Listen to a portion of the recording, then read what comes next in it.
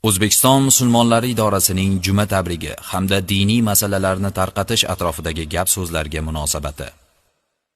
Ijtimoiy tarmoqlarda juma tabrigi, Qur'oni Karim oyatlari, Payg'ambar alayhissalom hadislari, yurtimiz ulamolari va imom domlalarining mav'izalarini tarqatish go'yoki mumkin emas degan mazmundagi asossiz xabarlar keng tarqatilmoqda.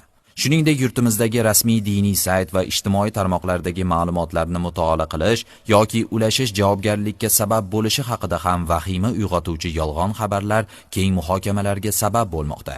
Ta'kidlash kerakki, ijtimoiy tarmoqlarda aholi orasida sarosimaga soluvchi shunday noto'g'ri xabarlar tarqatish amaldagi qonunchilikka muvofiq javobgarlik keltirib chiqaradi.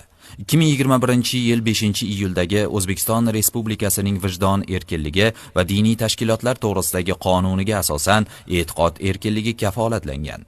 Shunga ko'ra, fuqarolar dinga e'tiqod qilish, diniy rasm-rusumlar va marosimlarni o'tkazish hamda o'z dinining ta'limotlarini o'rganish haq-huquqiga egadir.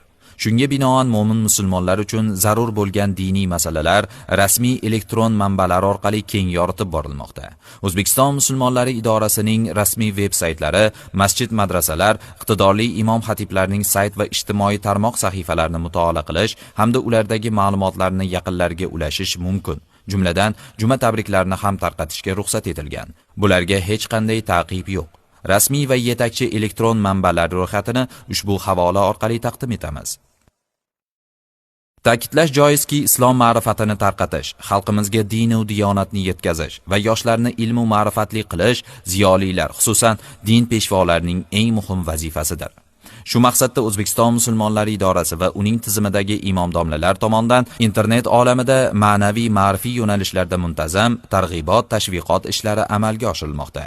Ayniqsa O'zbekiston musulmonlari idorasi Muslim.uz saytida Qur'oni Karim va tajvid, ilm va odobga oid hadislar sharhi, turli va'z nasihatlar, Fatvo markazining fatvo.uz kanalida diniy savol-javoblar va muftiy hazratlarining Muftiy Nuriddin domla kanallarida esa ruhiy tarbiyaga oid suhbatlar muntazam joylashtirib borilmoqda.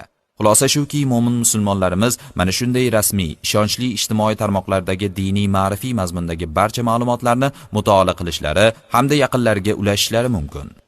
Eslatma shuki, buzg'unchi oqimlar g'oyalarni o'ziga jalb etuvchi musiqiy ohang, fotosurat yoki ramzlari orqali zimdan tarqatishga urinmoqda. Shuning uchun ham ekstremistik g'oyalarni har qanday shaklda xoh juma tabrigi bo'lsin, xoh boshqacha atribut yoki surat shaklida bo'lsin, ularni tarqatish, saqlash va foydalanish qonunan taqiqlanadi.